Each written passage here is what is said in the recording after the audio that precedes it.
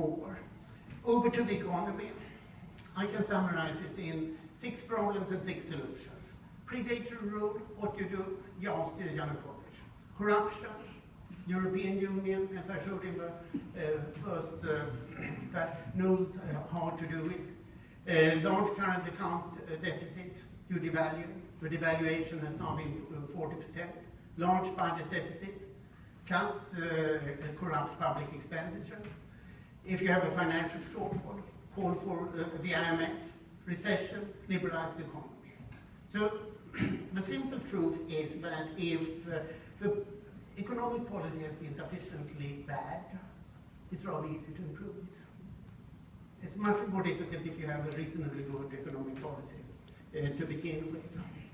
And there are 2 organizations that stand out here, the IMF and the European Union. So already 1 month, 4 weeks after the new government was appointed, the IMF mission announced a $17 billion standby agreement, which is very fast by any standard, and this is very much thanks to acting Prime Minister Arseniy Yatsenyuk, who's absolutely the best person I've seen in that position in Ukraine. And, well, I should say that here. Poroshenko, now president, speaks excellent English. Yatsenyuk, excellent English. Both are well educated, though in Ukraine. And then Pavlo Sheremetyev, the Minister of Economy, is a professor of business management and has worked a lot in the West. So these are 3 people who are far better than anything we have seen in Ukrainian governments before. And what has happened more is that the West is not putting up more money than Ukraine needs. The IMF demands was to raise the gas prices by 56%. Electricity prices went up by 40% today. Let the exchange rate float down. And the currency has depreciated, so the current account deficit has disappeared for the time being. Rein in public expenditures, a bit more could be done there. And adopt a decent public procurement law, done. Ukraine has in the last 3 months adopted more good reform laws, as I said, than it has ever done. And all these demands were prior actions that have been undertaken. If anything, I think that the IMF program is too soft. There should be more fiscal adjustment in it, and the money might be too much, and not too little. And in parallel, we are seeing that the European Union welcomes Ukraine. The association agreement that was actually concluded in November 2011 is 1,200 pages. In all probability, we will see it signed now on the 27th of June, even if it's not quite clear. And this includes a big, deep and comprehensive free trade agreement, which essentially abolishes the customs tariffs also for agriculture. 97% of all Ukrainian exports will be without tariffs or quotas.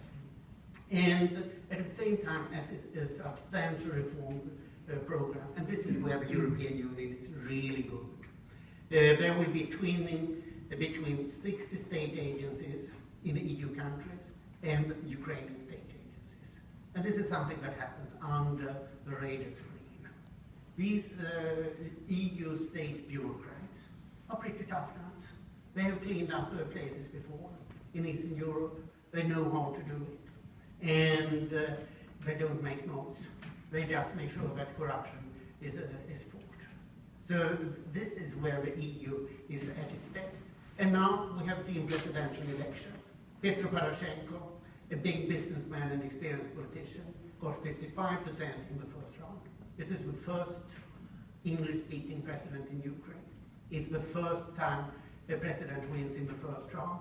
It's the first time that one candidate has won presidential elections in all regions in Ukraine, including Donetsk and Lugansk, those could vote. He's a chocolate king, former national security advisor, former foreign minister, former economy minister. Admittedly stayed only half a year on each job, so he didn't manage to do very much, but competent. He is, I know him reasonably well since 2004, and this is what he looks like. And you wonder, why did people vote for somebody like this, and to such an extent? It's not because of great enthusiasm for him, but Ukraine wants to have a legitimate president. Therefore, they concentrate on somebody whom they know. These old new people didn't get votes because Ukrainians are very afraid of a so-called Mongolian candidate who gets the content from somebody else. Turned out that Viktor Yushchenko of the Orange Revolution was very much such a candidate. These hard-right people were very much suspected of being Russian agents, and therefore lost out totally later on. While Poroshenko was a new quantity, has been in parliament since in 98. He knows everybody, and everybody knows him. And to get a legitimate president, they wanted to get somebody straight away. So what outlook does this leave us with? Democracy has won. I think that this is a much stronger situation than after the Orange Revolution, because then there was euphoria. Now there's no euphoria. People know that the situation is dire and therefore has to be dealt with. The IMF agreement is done, and the IMF is, if anything, too enthusiastic about Ukraine. The EU agreement is set to be signed, and substantial reforms are